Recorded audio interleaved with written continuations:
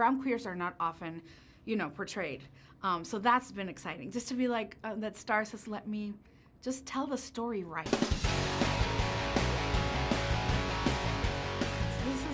We started this process February of 2016, so it's been a while, But it feels like a video game.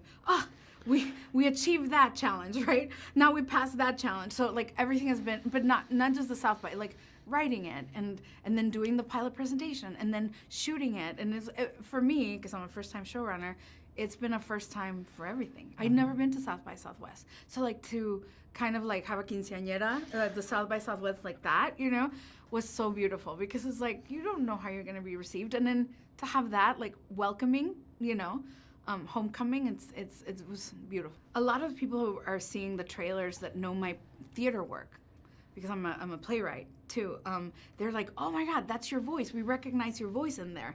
Because I've been writing with the Spanglish, English, Spanish. I've been writing in the 4 languages: English, Spanish, Spanglish, and Spanglés. That's very important too, to know that it's a different base. So like that has been exciting to be like the voice is being heard, but also I identify as queer, and to be able to write queerness in the way that I experience it in my community. Brown queers are not often, portrayed.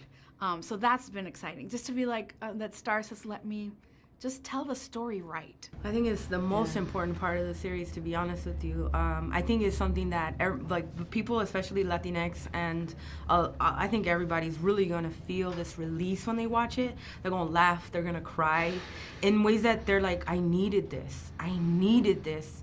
And it will also provide a platform. Like, I think it's like, these things that they're showing in Vida are like, taboo.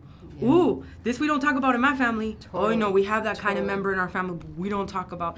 And this will just be like, okay, so it's in our living room, so why don't we come on? Right? Yeah, exactly. Bring it on. And I think it's really important that these voices are heard, because they exist.